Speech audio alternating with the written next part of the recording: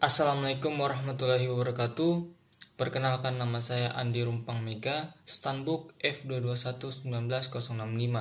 Nah, di sini saya akan menjelaskan tentang materi kelompok saya, yaitu wawasan Nusantara kelompok 6. Eh, yang mana wawasan Nusantara sendiri mempunyai pengertian atau makna dari beberapa ahli. Nah, salah satu ahli pertama adalah menurut Profesor Dr. Wan Usman, yang mana wawasan Nusantara sendiri adalah cara pandang bangsa Indonesia mengenai diri dan tanah airnya sebagai negara kepulauan dengan semua aspek kehidupan yang beragam. Nah, kemudian ada dari Lemhanas, cara pandang kedua, yang mana menurutnya wawasan Nusantara adalah cara pandang, sikap, dan bangsa Indonesia sendiri mengenai diri dan lingkungannya yang serba beragam dan bernilai strategis dengan mengutamakan persatuan dan kesatuan bangsa serta kesatuan wilayah dalam menyelenggarakan kehidupan bermasyarakat, berbangsa, dan bernegara untuk mencapai tujuan nasional. Nah, dari sini kita bisa mengambil kesimpulan bahwa pengertian dari wawasan Nusantara itu sendiri adalah kita dituntut sebagai warga negara Indonesia untuk mempunyai pengetahuan dan pandangan mengenai bangsa kita, yang mana bangsa kita sendiri memiliki keberagaman yang cukup banyak, sehingga diperlukannya sifat toleransi terhadap pandangan-pandangan itu. Kemudian dengan asas pandangan itu harus merujuk pada aspek nasional dan kesatuan. Itu. Kemudian unsur dasar yang kedua, unsur dasar wawasan Nusantara. Wadah. Yang pertama ada wadah. Wadah dalam kehidupan bermasyarakat meliputi seluruh wilayah. Indonesia memiliki sifat serba Nusantara dengan kekayaan alam dan penduduk serta aneka ragam budaya. Nah, bangsa Indonesia atau negara kita ini mempunyai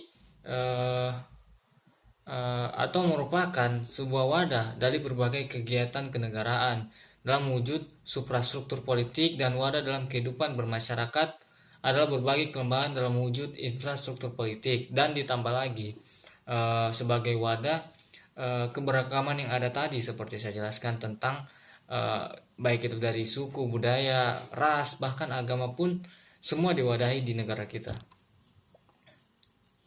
Kemudian isi atau konten.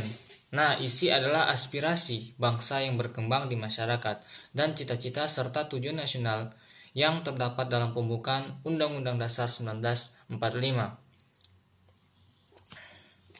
Untuk mencapai aspirasi yang berkembang di masyarakat maupun cita-cita tujuan nasional seperti tersebut di atas, bangsa Indonesia mampu menciptakan persatuan dan kesatuan dalam kebinekaan dalam kehidupan nasional yang berupa politik, ekonomi, sosial, budaya, dan hankam. Nah, isi sendiri menyangkut dua hal. Pertama yaitu realisasi aspirasi bangsa sebagai kesepakatan bersama dan perwujudannya. Kemudian kedua, persatuan dan kesatuan dalam kebinekaan yang meliputi semua aspek kehidupan nasional gitu. Jadi untuk isi dari unsur wawasan Nusantara sendiri ada dua, yaitu kayak realisasi aspirasi bangsa Indonesia, kemudian ada kesatuan dan persatuan itu. Kemudian yang ketiga adalah tata laku, ialah hasil interaksi antara wadah dan isi. Kemudian tata laku sendiri terbagi menjadi dua. Nah, ada pertama itu tata laku batinia, yaitu mencerminkan jiwa semangat dan mentalitas yang baik dari bangsa Indonesia sendiri. Kemudian yang kedua adalah tata laku lahiria, yaitu yang tercermin dari tindakan, jiwa, semangat, dan yang tercermin dalam tindakan, perbuatan, dan perilaku dari bangsa Indonesia. Nah, dari sini kedua tata laku tersebutlah yang mencerminkan identitas diri dan kepribadian dasar bangsa Indonesia yang memiliki rasa bangga dan cinta terhadap bangsa tanah air sehingga menimbulkan rasa nasionalisme itu. Kemudian ada di sini namanya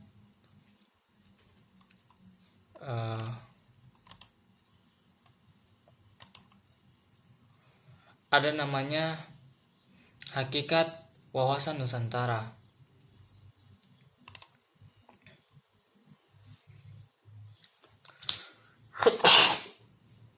Alhamdulillah.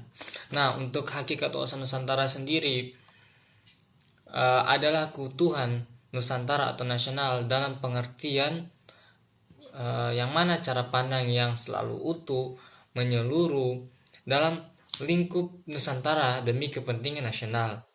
Yang mana berarti setiap warga bangsa dan aparatur negara harus berpikir, bersikap, dan bertindak secara utuh untuk menyeluruh dalam lingkup dan demi kepentingan bangsa, termasuk produk-produk yang dihasilkan oleh lembaga negara. Itu. Kemudian ada lagi namanya asas wawasan Nusantara, yang mana merupakan ketentuan dasar yang harus dipatuhi, ditaati dan dipelihara atau diciptakan agar terwujud demi tetap taat dan setianya komponen atau unsur pembentuk bangsa Indonesia, baik itu suku atau golongan, terhadap kesepakatan bersama. Nah, dari asas wawasan Nusantara ini sendiri terbagi menjadi 6 poin. Gitu. Ada kepentingan dan tujuan yang sama, ada keadilan, kejujuran, solidaritas, kerjasama, dan kesetiaan terhadap kesepakatan. Nah, dari 6 ini menunjukkan bahwa persatuanlah yang sangat penting bagi asas wawasan Nusantara itu sendiri. Karena jika tidak ada ini, itu tidak akan menjadikan pandangan warga Indonesia sebagai dorongan untuk menciptakan sebuah kesatuan. Tuh, kemudian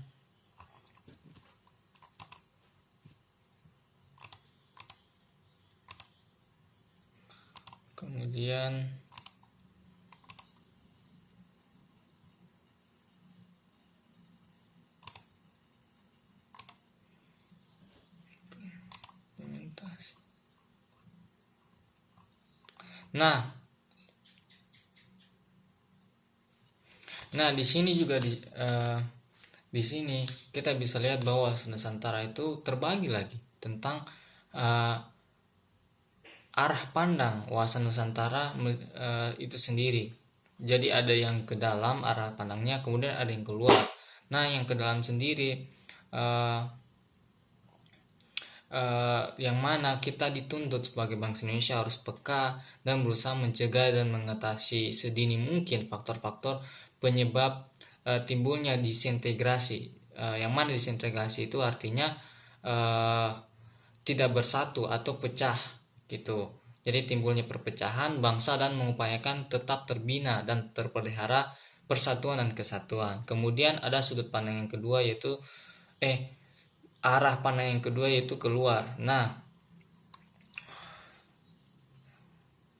bangsa Indonesia, yakni kita sebagai warga negaranya,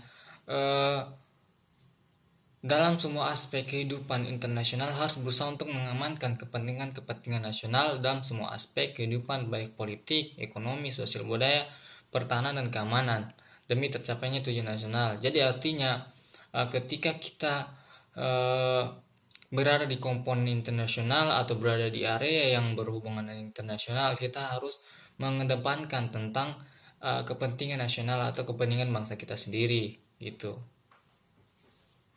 Baik itu kita di politik, ekonomi, sosial budaya, dan sebagainya. Serta menjamin tentang kepentingan nasional dalam dunia yang serba berubah gitu. Kemudian ada lagi implementasi wawasan Nusantara. Nah, implementasi wawasan Nusantara sendiri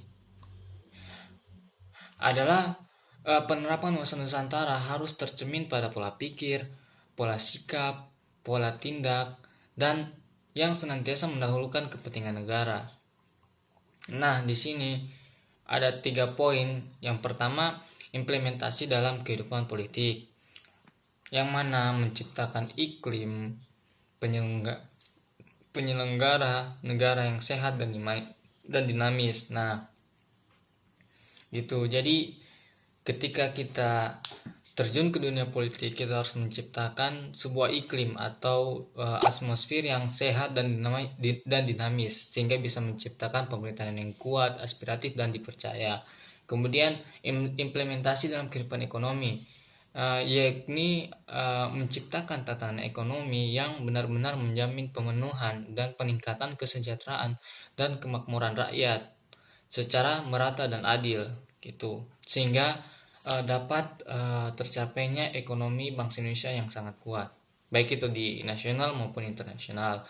Kemudian implementasi dalam kehidupan sosial budaya, yakni itu tadi menciptakan sikap batinia dan lahiria yang mengakui dan menerima serta menghormati segala bentuk perbedaan yang ada di negara kita sebagai suatu bentuk kenyataan bahwa inilah kita, bangsa Indonesia adalah negara yang sangat banyak budaya, suku, yakni atau keberagamannya, gitu. Jadi kita dituntut untuk saling menghormati dan meninggikan jiwa toleransi. Kemudian ada implementasi selanjutnya yakni implementasi dalam kehidupan pertahanan keamanan. Adalah di sini yang ditekankan di sini adalah pada WNI atau warga negara Indonesia ketika mungkin berada di luar negeri, yakni dengan cara pada implementasi ini menumbuhkan kesadaran tentang cinta tanah air dan membentuk sikap bela negara, gitu. Jadi untuk WNI yang di luar itu menjadi tanggung jawab pemerintah atau tanggung jawab diri sendiri. Kita harus mempunyai kesadaran tentang kecintaannya kita kepada negara Indonesia itu sendiri, gitu. Kemudian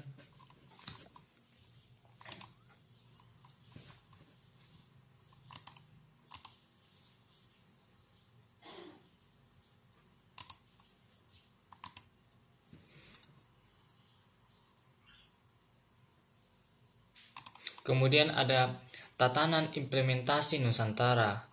Ada yang pertama yakni pemberdayaan masyarakat. Dalam tatanan implementasi Nusantara, yakni pemberdayaan masyarakat, ada sebuah tokoh terkenal dalam bukunya, yaitu John Naisbitt.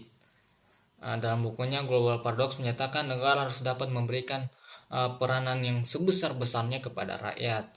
Yang mana yang ditekankan di sini oleh John Naisbitt ini adalah dalam bentuk peranan tersebut dalam bentuk aktivitas dan partisipasi masyarakat untuk mencapai tujuan nasional.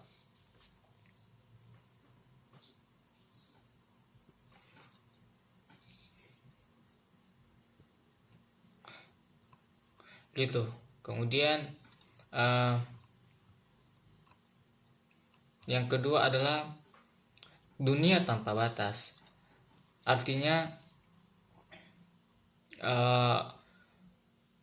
terbagi lagi ternyata kalau misal dari dunia tanpa batas ini dalam tatanan implementasi negara ada dua, yakni pertama perkembangan iptek atau ilmu teknologi mempengaruhi pola dan sikap tindak masyarakat dalam aspek kehidupan. Kualitas sumber daya manusia merupakan tantangan serius dalam menghadapi tantangan global. Yang dimaksud di sini adalah seperti yang terjadi sekarang pada era globalisasi atau era industri 4.0. Yang dimana tidak ada batasan, baik itu dari bangsa Indonesia sendiri, dengan bangsa luar atau bangsa barat yang menjadi acuannya kita sekarang, gitu. Jadi itu menjadi tantangan bersama baik dari pemerintahan atau masyarakatnya sendiri. Kemudian Yang kedua sendiri ada perkembangan masyarakat global. Dari dunia tanpa batas ada perkembangan masyarakat global, batas-batas. Nah, yang dimaksud dari sini adalah masyarakat global itu sama kayak yang pertama tadi, yang mana kita sendiri sebenarnya mempunyai batas-batas wilayah yang sudah ditetapkan dari dulunya, kayak kita Indonesia di mana batasnya, Malaysia di mana, Singapura di mana, Amerika di mana, Jepang di mana. Nah, gitu. Tetapi yang ditinjau di sini adalah tidak ada batasan apapun terhadap perkembangan kebudayaan yang ada di sekarang di masa kini, yakni kayak globalisasi. Kita bisa ikuti kehidupan atau era-era yang sekarang terkenal di barat, kita bisa ikuti eh, orang-orang yang dalam sistem ekonomi itu sudah mempunyai hak milik swasta atas macam-macam barang, produk, dan ataupun perusahaan. Jadi dia tinggal eh, orang-orang yang di sekitarnya atau individu-individu yang berada dalam lingkupnya, dia bisa eh, pilih, dia bisa arahkan sesuai kemauannya gitu. Itu sebenarnya mencegah peluang bagi individu-individu lain yang di luar lingkupnya atau yang tidak di sekitarnya untuk berkembang itu. Tetapi hanya saja orang-orang yang di sekitarnya untuk berkembang gitu. Itu sebenarnya yang dimaksud dari kapitalisme gitu. Kemudian untuk di sini ada teori dari Lester Howe dalam bukunya The Future of Capitalism menyatakan untuk dapat bertahan dalam era baru kapitalisme harus membuat strategi baru atau balance antara paham individu dan paham sosialis. Di era baru ini, kapitalisme atau negara-negara kapitalis dalam rangka mempertahankan eksistensinya di bidang ekonomi menekan negara-negara berkembang dengan menggunakan isu-isu global, yaitu demokrasi, hak asasi manusia, lingkungan hidup. Di sini yang bisa kita lihat adalah betapa kuatnya pengaruh negara-negara adidaya sekarang yang memegang atau yang menguasai ekonomi dunia. Ya, satu bisa sebutkan namanya seperti negara-negara berkembang lah gitu. Dia menekan negara-negara berkembang seperti Indonesia dan sebagainya dan menggunakan isu-isu seperti demokrasi, hak asasi manusia, dan lingkungan hidup. Sebenarnya ini tidak bisa diperbolehkan dan menurut saya dari kapitalisme ini sendiri tidak cocok diadakan gitu. Tetapi ini sebuah realita yang terjadi di dunia sekarang gitu, apalagi di bidang ekonomi, dan ini yang terjadi.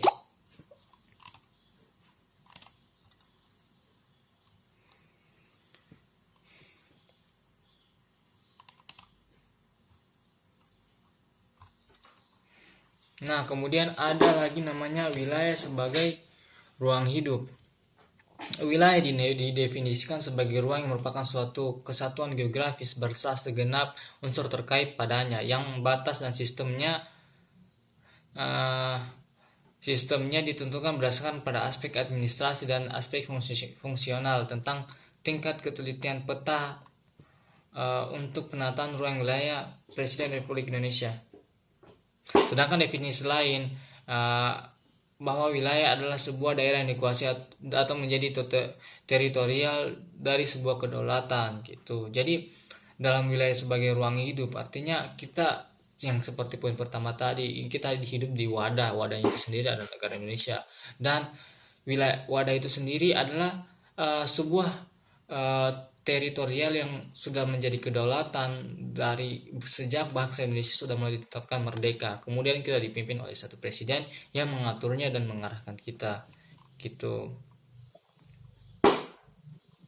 Nah,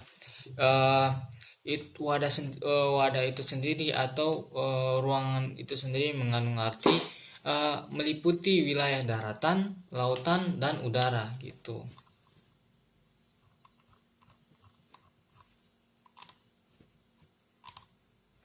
Kemudian ada paham geopolitik bangsa Indonesia. Nah, setelah kita mengenal konsep geopolitik yang pernah dipakai oleh negara-negara di dunia, penting bagi kita untuk mengetahui dan memahami sejarah dan konsep geopolitik yang dianut oleh bangsa kita sendiri. Yang ditekankan di sini adalah kita kemarin belajar tentang geopolitik yang dianut oleh negara lain, tapi yang dianut negara kita sendiri kita harus mengetahuinya itu gitu.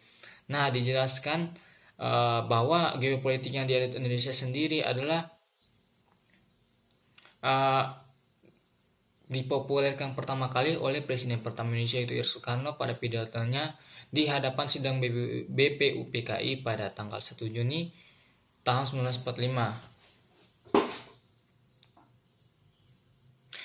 Menurut Renan, syarat bangsa Indonesia adalah kehendak akan bersatu. Perlu orang-orang yang merasa diri bersatu dan mau bersatu. Dari Ernest Renan menyebut bahwa bangsa Indonesia le désir d'ensemble, yaitu kehendak akan bersatu. Menurut David Sherman, yang menjadi bangsa Indonesia itu gerombolan manusia yang mau bersatu. Nah, itu. Jadi paham yang dibilang dari geopolitik ini sendiri adalah yang mana di sini kita mulai menganut sebuah geopolitik, menganut sebuah asas, sebuah prinsip geopolitik sendiri ketika Presiden Soekarno, presiden pertama kita, menghadap di pidato pada sidang BPUPKI gitu, yang mana sebuah tokoh terkenal coba menjelaskan tentang pandangannya gitu. Jadi orang-orang yang mau bergelombor dan mempunyai sifat kita harus bersatu, itulah yang menjadi dasar pengambilan prinsip geopolitik tadi yang dianut oleh Indonesia gitu. Kemudian di sini kita bacakan kesimpulannya ya. Di sini saya akan jelaskan kesimpulannya, yakni sebuah bangsa Indonesia yang beraneka ragam, yang menguasai warisan kejayaan peradaban Nusantara dan kerajaan-kerajaan yang menguasai maritim terbesar di dunia, serta mengendalikan pelabuhan yang ada di muka bumi di dunia di muka bumi, sedangkan Imperium Sriwijaya dan Imperium Majapahit pernah menarik tintanya di zaman keemasan Indonesia, dan tidak ada alasan bagi manusia baru Indonesia untuk tidak dapat mengukir kegemilangannya. Nah, di sini kita bisa ambil bahwa negara kita sebenarnya adalah sebuah negara adidaya yang sangat kuat pada dulunya, yang mana kita sebelum Indonesia ada, kerajaan-kerajaan kuat telah berdiri seperti Sriwijaya dan Majapahit. Itu telah menorehkan kiprah emasnya bagi sejarah Indonesia sendiri, yang mana mereka telah menguasai banyak wilayah, dia menguasai Malaysia, Singapura dan sebagainya, menguasai pelabuhan-pelabuhan yang ada di muka bumi. Nah, yang ditekankan di sini seharusnya untuk kita yang zaman sekarang, orang-orang baru yang telah lahir di Indonesia, harus bisa mengikuti jejak-jejak para pendahulu kita itu gitu. Itu saja yang saya bisa jelaskan. Sekian dan terima kasih. Assalamualaikum warahmatullahi wabarakatuh. Sesuatu yang rentan dan sensitif dan tantangan serius pula bagi pemerintah, bagaimana kita bisa mencegahnya sehingga nilai-nilai dari luar yang negatif itu tidak bisa masuk ke Indonesia gitu.